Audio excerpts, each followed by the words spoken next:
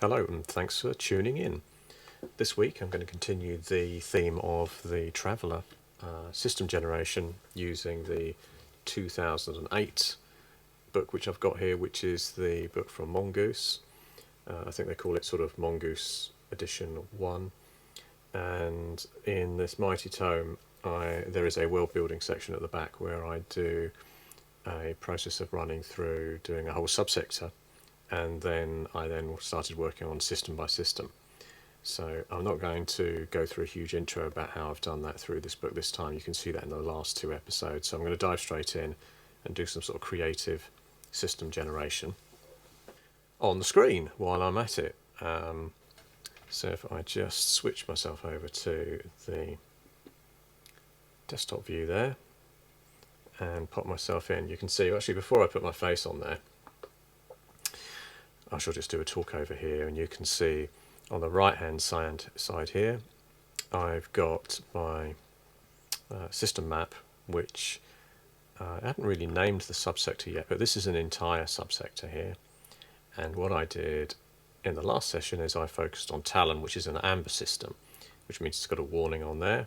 Rather than starting right up at the next top, which is Lindisfarne, which is quite a substantial place with a B-class starport, I'm going to dive straight down to do Toxon here, which is right beside Talon. Also has a really nice star base. It has an IC, which you can see here, which is an Imperial Consulate, and it has a Traveller Aid Society too, and a naval presence. So these starport bolt-ons mean that it's quite connected as a location.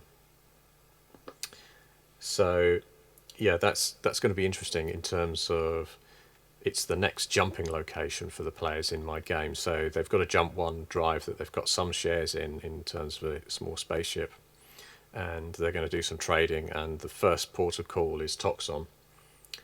So there's no harm really in detailing that as the next system, which is 0205.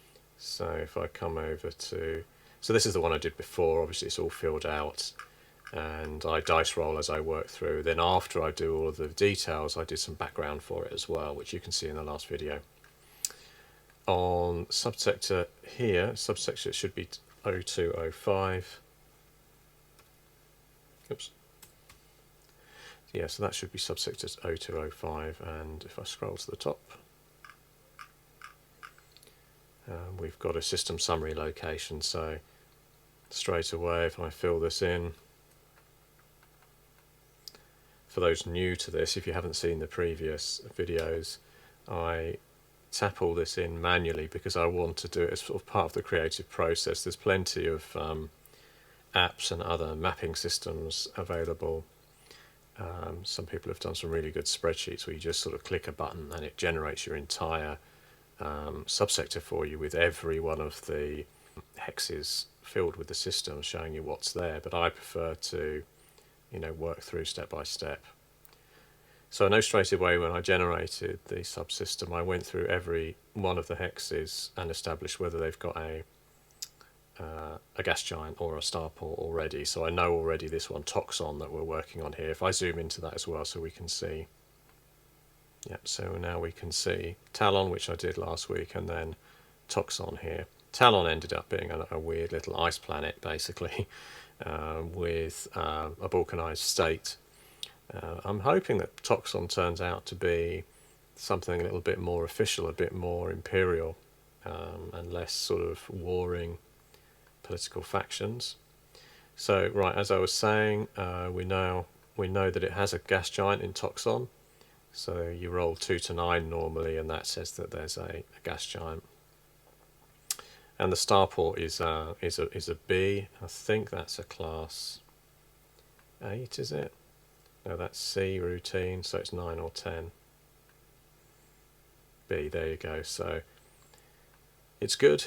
It's got a shipyard and a spacecraft repair. It's got a whole lot going for it. And we know straight away it's got a naval base. I'm just ticking the boxes of what we can see up here that was previously generated in the last episode.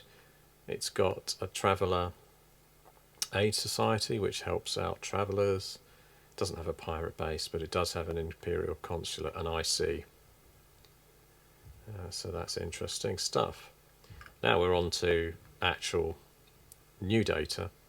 We've got a world digit size here, of which you normally roll a 2d6 minus 2 to determine its size. The lower the roll, the smaller and more like a small asteroid the location is. So what I've been doing for that is on my desktop is just rolling here so you can see the roll. So that's not too bad at 8. So that's 8 minus 2. Essentially, because it's a roll made with 2d6 minus 2, so that will be down to 6. So if I click 6, much larger than the moon, which is, what is it, like 2,500 or something in that order. So it's a nice size planet, not as big as the Earth, but it's a reasonable size. So atmosphere. Now the interesting piece with this is it's a 2d6 minus 7 roll, as you can see here, 2d6 minus 7, but it has a size of plus 6. So if I just fire up, so 8 is my roll. So yeah, 2d6 minus 7, so I'm down to 1, but plus 6 for the size takes it back up to 7. So that's not a bad atmosphere as far as I remember. It's right in the middle. Standard tainted. So outside you need a filter on. So basically there could be habitats on there definitely that are survivable, but you're going to need a filter. So let's have a look at the temperature. Now, as what I've done in this spreadsheet is just made sure the DMs, which are the dice modifiers, Traveller uses the terminology dice modifier and or shortens it down to DM. So DM for my atmosphere doesn't provide any modifier for the temperature, so it's going to be interesting just to see what this temperature is like on here. So let's have a look. 10. It feels like it may be a little bit warm. Let's have a look. It may be on the warm side. Hot. So very little liquid. Temperature range 31 to 80. So you need a filter outside. It's hot. It's going to be slightly desert-like, and of course already on the hydro side it's showing that I need to make a -2 roll on the hydrographics to see how wet it is and how much water, but it's saying there's very little liquid already because it's hot, and it has given me a -2 on the hydrographics 2d6 roll. So let's see how that turns out. Oh my goodness. So it really is going to have nothing. Let's have a look. So snake eyes there, and with a -2, I mean it's just 0 or less. So realistically, it is 0. I mean it is a total desert world. I mean, I couldn't have a higher contrast. Talon over here was a little nugget of an ice ball, and it was very small. Toxon is, not as big as the Earth, but it's a big desert, hot planet where you need a filter system on when you're outside. I mean, better from Talon in a way in that the environment was so cold that outside you'd need some kind of suit on. But this one is a bit of a desert, so... Okay, interesting contrast between the two of them, Toxon and Talon. So population is a straight roll of just 2d6 -2. Get the desk up there.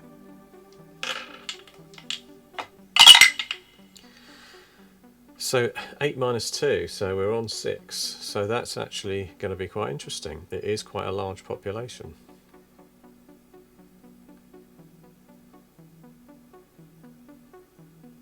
So millions. So quite a large population either on there or in the surrounded area. I've got a +6 on a 2d6 -7 roll.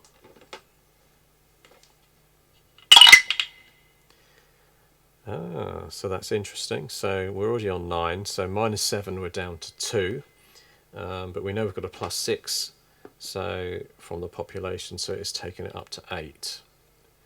I'm really now wondering whether I've ended up with the same kind of government as I did in the last location. No. Okay. So this is aligning well with the fact that there's a higher proportion here of sort of official, imperial and naval locations, because it's a civil service bureaucracy. So law, digit and restrictions. Now government are going to give this roll a +8, but it's a -7 on a 2d6 initially. So let's have a look how that works out. Oh, 10. So -7 down to 3. And with a +6, it's up to 9. Oh, sorry, no, +8. So we're on 11. So really tight control as well. Looks like it's 9+. This is completely controlled. No free press. So communism does sort of tie in with this potentially. No free press. TL3 items and above are restricted, so they don't let people get hold of tech. They don't like off-worlders. And all psionics are banned. So it's absolute max controlled communists. I'm leaning towards a sort of communist sort of state. But this is where we start to define a sort of cultural side of things. And as I mentioned in the last video, I normally put in 2 in here. I start with a normal primary cultural, significant cultural kind of aspect to the people. And then I put a secondary in as well. And this is a D66. So I roll a D66. Potentially. Oh, and it is 64. So yeah, 64. Let's see what happens with that. I've got a funny feeling I've had this one before as well. I keep saying that though, but who knows. But 64 could be something. When you get up into the high numbers, they're a bit unusual anyway. Oh, so unusual customs. Eating, food and drink occupies an unusual place in the culture. Perhaps eating is a private fare or banquets. Another D66. So 50, because there's dark high. 55. And what's going to be the other interesting aspect to them?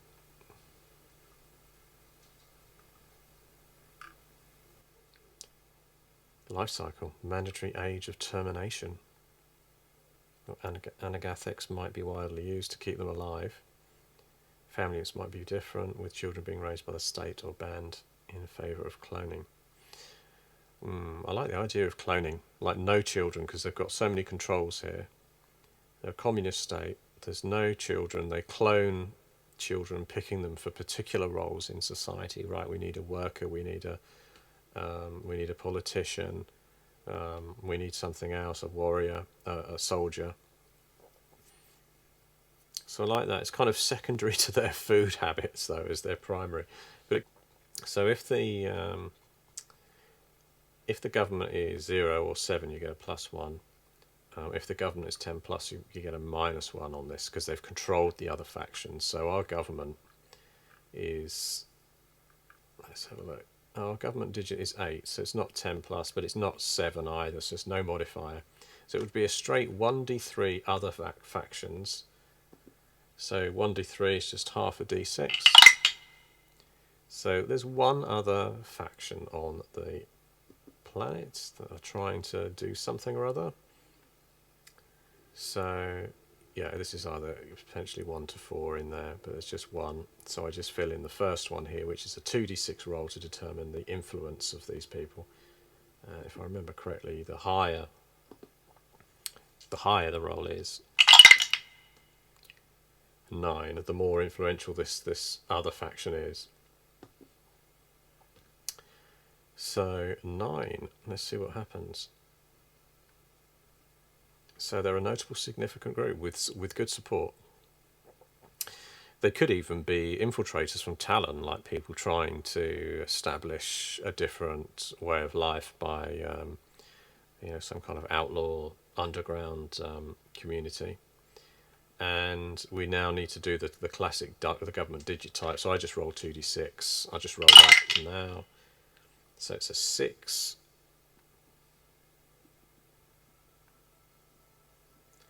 Captive government, that's interesting. And we've got DMs to our 1d6 tech level. It has a really good starport, so that's going to improve the tech level by a +4 on the roll. The hydrography basically means that because it's so crap, it's really, really harsh environment, they give you a +1 because basically you must have evolved some kind of tech to survive on somewhere that's so harsh. So I've got a total of +5 for my tech level on my d6 roll. So I'll flip down to roll that. Oops, put that one in. Oh, 11. That's pretty good. So both of these sort of neighbouring places. So I've rolled a 6. I've got the +5 from the starport and the hydrography. So I've got an 11 tech level. And I think that means that they're a kind of fledgling star interstellar travel. So they're quite high class of technology on there. There's not going to be much going on. Agricultural's there, won't do it. I'm not an asteroid because I've got an atmosphere. Am I barren? So population 0, government 0, law 0, no, doesn't fit. Desert, okay, so the atmosphere is correct. The hydrography is 0, 2, so that is a tick. I am a desert, so straight away I have got the desert type signifier for my trade goods. Fluid oceans, definitely not. Look at that. I need 10 plus in the atmosphere and 1 plus in hydro, but with 0. Garden, I've got the correct size. As I said before, don't have it though because my hydrography is 0 there. High population. Population is 6. No. High technology. No, I nearly got there with the tech of 12 plus, but not quite. So ice capped, not. And then industrial. No. Well, I've got 7 and 9 on the atmosphere. And my population though would need to be 9 plus, and it's not. Low population, no. Low technology, no, because it needs to be less than 5.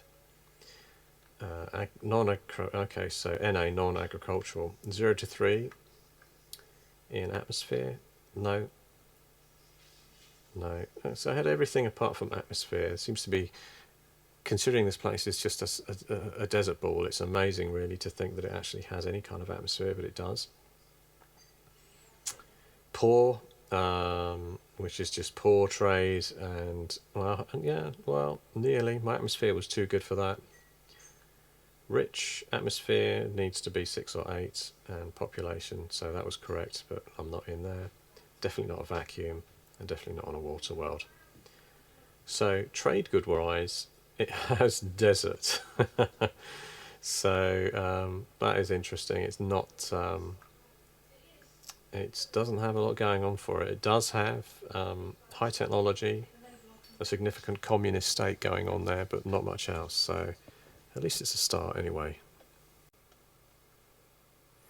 Yeah, so a quick summary of where we've got to. Essentially, we've got Toxon created now. We've got a desert of a planet. We know that it's got a rather controlling communist style of government in place, and also kind of strict controls over tech levels, being able to use quite a high law level restricted as well down for the main populace on there. And they don't like visitors at all. So, trading will be potentially around the starport only, and they won't let people out of the starport. But that could create some friction or interest for the players if they do land there, and there's some sort of adventure type thing where there's that risk of we need to get out of the starport or land somewhere illegal to drop off something. And also because it's the starport that's closest to them, it's 1 jump away from Talon, which I created in the last session. So that should create some interest too. And with that government being that communist style controlling civil bureaucracy, it means that there's that clash of interest between the two locations. And also if I shoot down there again, you can see that we came up with a notable group over here in terms of the faction. So there's a notable group with significant support of a captive government. So I've sort of thought that might be some kind of implanted incursion, insurgents, however you want to call it, from Talon that are trying to set up a kind of less controlled, more rebellious government in Toxon somewhere. It could either be within a business, a corporation, or within the populace on Toxon itself. So that's interesting as that develops. And the other thing I just realised I haven't done is that with Talon, what I did was Talon is the system name and Toxon is a system name, but what I haven't done is given the planet a name, so that's something to have a quick think about as well. So now that I've got this summary down, I've given you the overview of the overall system I'm putting together. I'm going to start with just detailing out this is like I did on the previous location for Talon. In a quick, simple way that's going to cause some spelling mistakes as I dive through. So let's come up with a name for the place first. So, no, Trinic as I was going to call it, but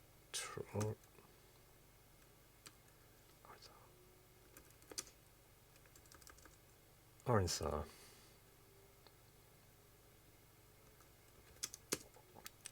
He's a bleak desert of a dust ball.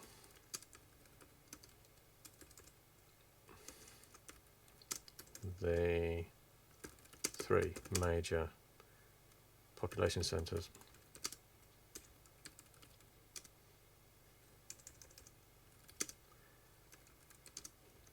Bright white.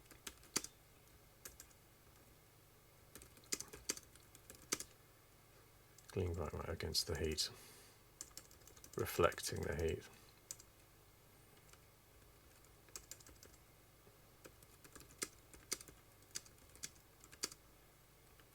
Nearby, I'm going to call it Twin Suns. I'm going to call it Twin Stars.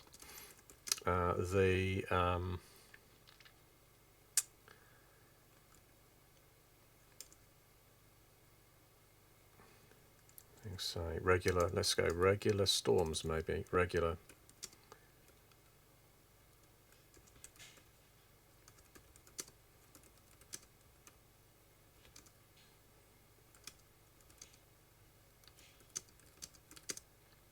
From the grey desert sand.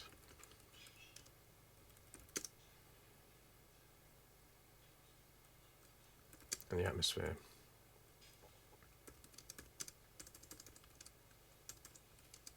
Is tainted.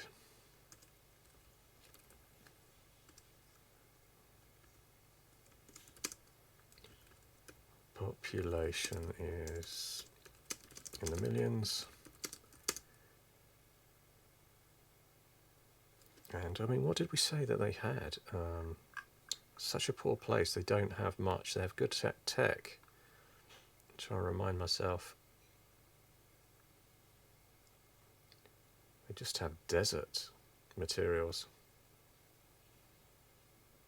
But they're reasonably high tech.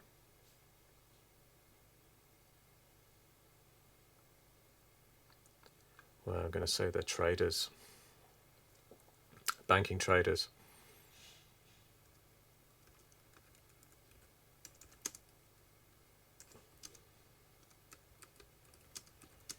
And investment trading centre.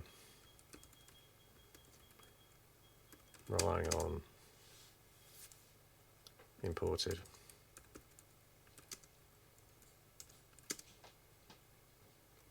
And materials they gather from and resources they gather from the desert.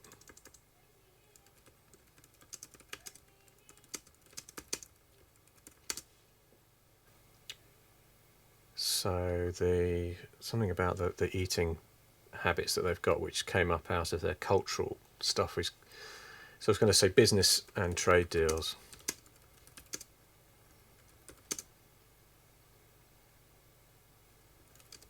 Are always made over an elaborate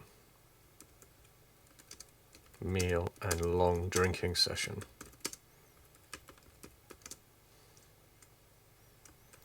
Orintharans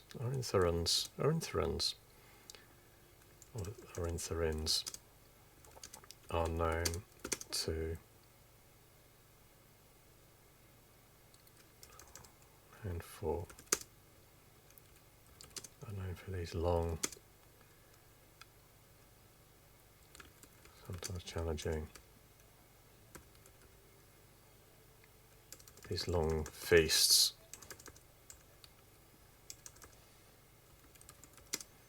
Which can run for days. And grind down prospective traders looking for a quick deal, a fast deal. So yeah, so basically it's a bleak desert of a dust ball. Don't need dusty ball. Dust ball will do. The three major population centres gleam bright white, reflecting the heat from the nearby twin stars. Regular electrical storms kick up the dust from the grey desert sand, and the atmosphere is tainted. The population is in the millions. The atmosphere is tainted, which I could just say. So most civilians.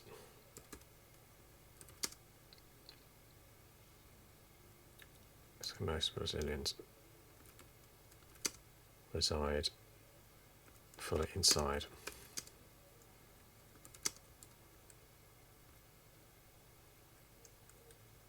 Atmosphere controlled networks and sealed.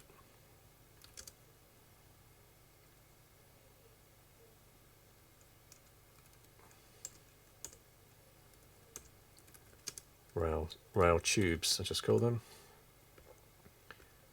The population is in the millions and operate as a banking and investment trading centre, relying on imported water and resources they gather from the desert. Business and trade deals are always made over an elaborate meal and long drinking session. Corinthians are known for these long feasts, which can run for days and grind down prospective traders looking for fast deal. So visitors are restricted to starport only, which is based on the planet.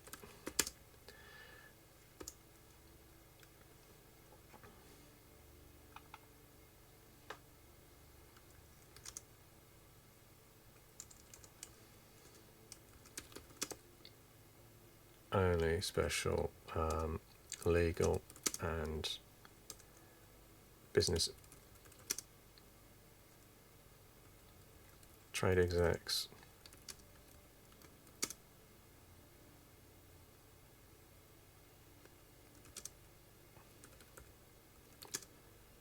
right outside the extensive port, starport network. So we know it's a Class B, so it's got good ship repair, it's got good quality going there, so even though you're not really allowed outside, that's it. So, I mean, I could say the rumours are, or there are rumours of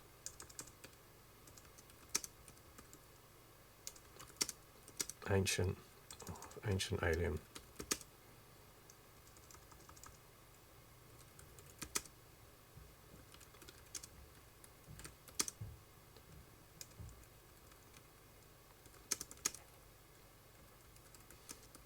however, the current government deny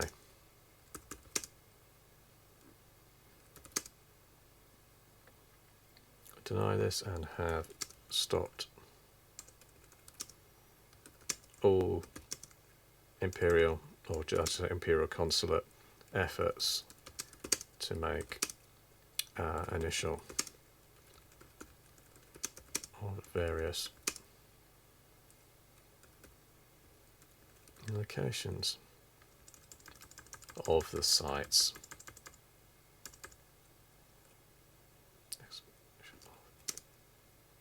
Potential sites. So we've got a little bit of background moving on there. I do want to just say something about the fact that we have this questionable group that obviously we've got very controlled people. We've covered off the... Oh, okay, so we've covered off the unusual customs. They eat food and drink, occupation, an unusual place in the culture. So it's a trading related thing. They're bankers, they trade and they eat loads. And then we've got unusual customs life cycles. There may be mandatory age or termination. I was thinking that might be a cloning process, so I'm going to continue that theory as well. But then there's also this captive government, so a notable group, significant support. So actually there's quite a highly supported group somewhere within here that are not as happy with this kind of captive control banking, and literally everything's locked down. It's a bureaucratic civil service. So I'm going to say two things about that. I'll just continue on in this field here and just say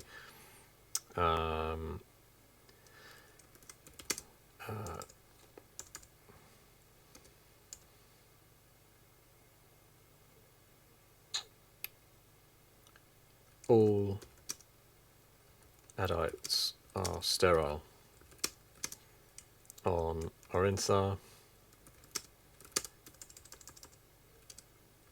and birth are strictly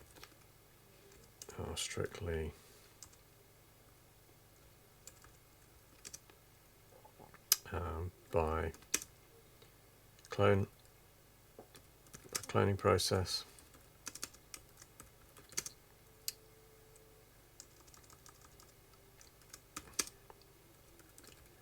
The clones are selected and tuned to be focused on one specific working process. This includes civil administration, cooking, various service duties.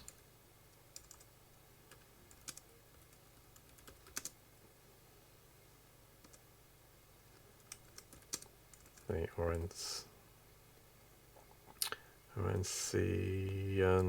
don't. Orantharans. I'm getting this wrong. Of course, I only just came up with that name 2 minutes ago, and I'm spelling it wrong. And Oranthar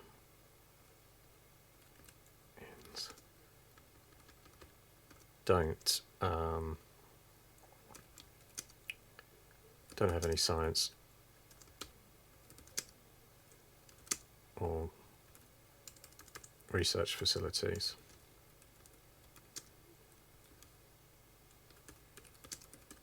Which they import with banking profits and trading profits.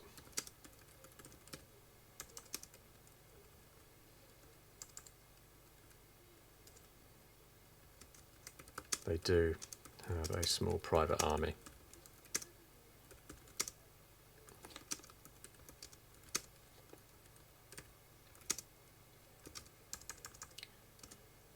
By outside mercenaries.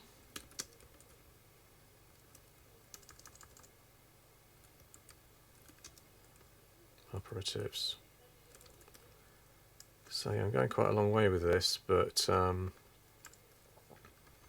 now I'll just mention something about the, I'll probably insert it above that line.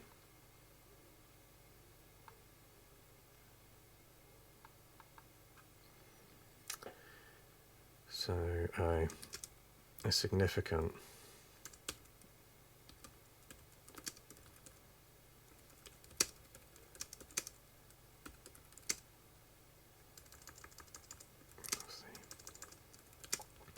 older, I say pre-cloning era. No, I'm not going to say that at all. I'm not going to say that at all. I'm going to just say portion of the starport working classes, working and engineer class, are workers from Talon and have formed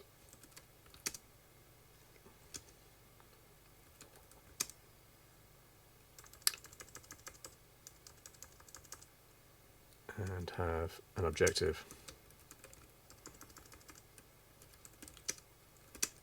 Convince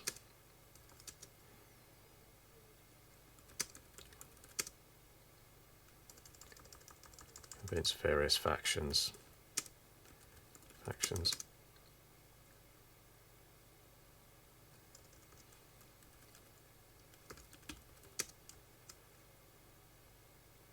Across Marinthar.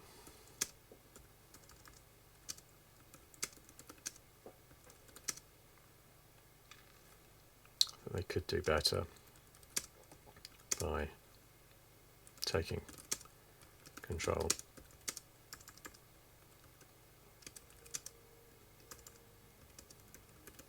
Banking masters. So that's a little hint that basically there's something happening here, that although the starports are generally neutral, say the workers and engineers and people around there that aren't necessarily all planet-based people, will be trying to sort of fight against the general direction. So there we have it. That's my second one done. And that's feeling reasonably good. I think I've got enough information in there to basically trigger some work when they, some interest when the players arrive there. So yeah, that's looking not bad now. That's sort of fleshing out, and it's completely different to Talon beside it. And we've defined what the major main planet is here, which is this is Oranthar, and there are a bunch of banking people that sterilize everybody and only have clones born into this strange world. But they have weird eating feasts that go on for days to make trade deals. So yeah, that's interesting. So that's the main background in place, and if I just now switch over, I've got this tab which I've created called Factions, where I've started to put together some kind of enemy factions and bits and pieces for the players, based on the fact a couple of them had enemies and friends as well.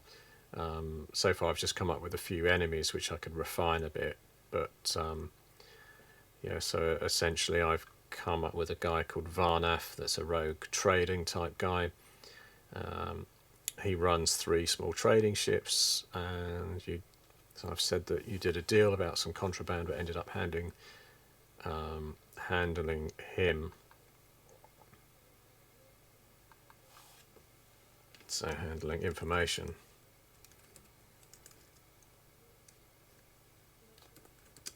Oops. Information about the deal to enforce a measure for a bigger payoff. He took a heavy fine and restrictions, lost a lucrative license. He hates you. His ships often visit the Talon systems. Let's come up with some names for the ships. So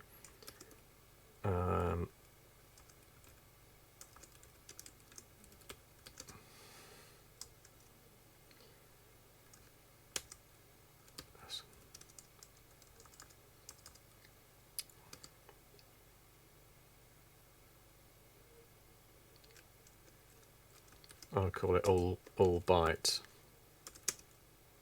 No bark will be one of the ships. Another one will be tailwind, and last ship could be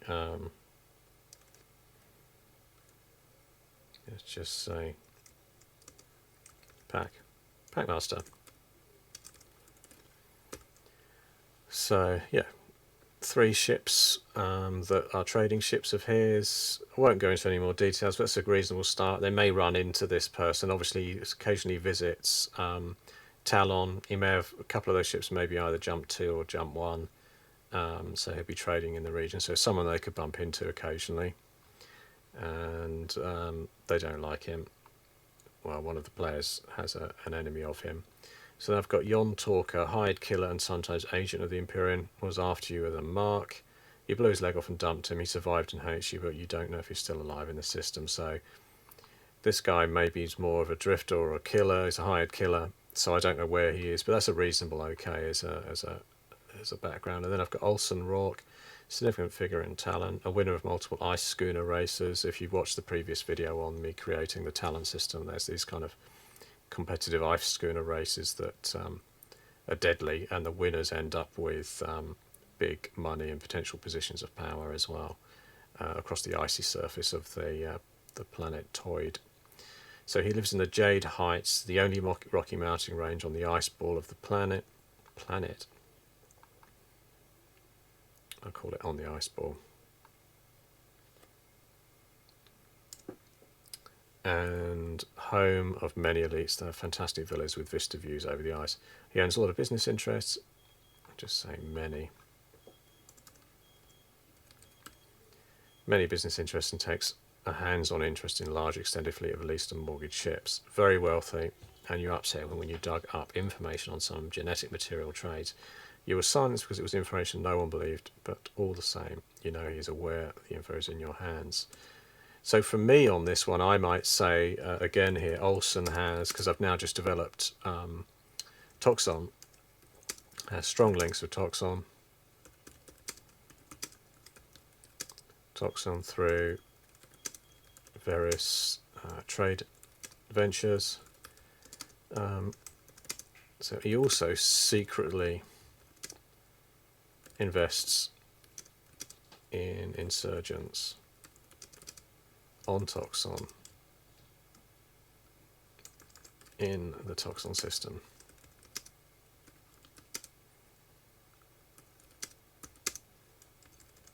Where he has a humanitarian. No, I'll just say where he has a vested interest in causing disruption. And then I've got Valerie Krupp, an agent hired by an Imperial, rival to the group, but always keen to get one up on you. So I've said some info you discovered she used against you, and for and that's a bit messy.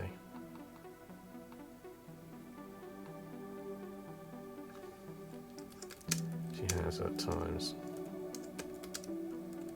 traded information to make trading difficult and blocked a significant deal.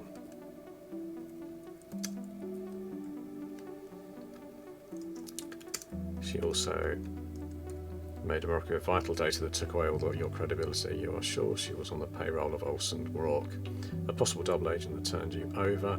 You think she's out of the system now, and she had her own scout ship called Nervous Energy.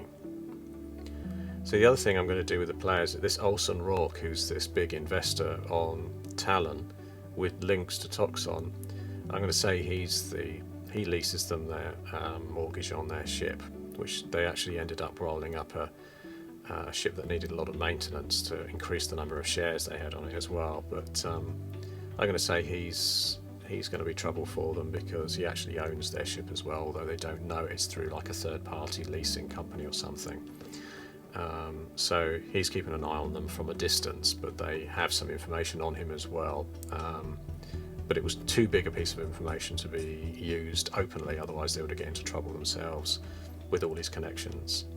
So that's what we've got. And for the first session coming up, well, for the second session I've got with the players coming up, we'll have a look at this journey between the two places and maybe come up with some ideas for some contraband or something. They'll maybe start with trying to do a simple trade where they're buying some ore from Talon, refined ores or something, and then they're going to take that over to Toxon as part of a stepping stone maybe to their next jump. I was just thinking Toxon could probably do with ores because their habitats and locations, and they don't really have local metal to use, so they may well use that there. So yeah, that's it. I think I've got myself some more background, which has just come out mainly from rolling these things up as well. Oh look, I've seen another spelling mistake there.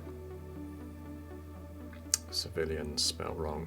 just as I was signing off as well. Now I've been caught in a spelling loop. So yeah, there's sure to be other spelling mistakes because I just whizzed that through. But yeah, I'm quite pleased. I've got 2 down. I don't want to spend too much longer on this because these sessions could go on for too long, but that seems fine for me. I've got 2 locations. I'll continue the systems, probably do a couple more like this online, just to see how it goes. So thanks for listening in, and goodbye.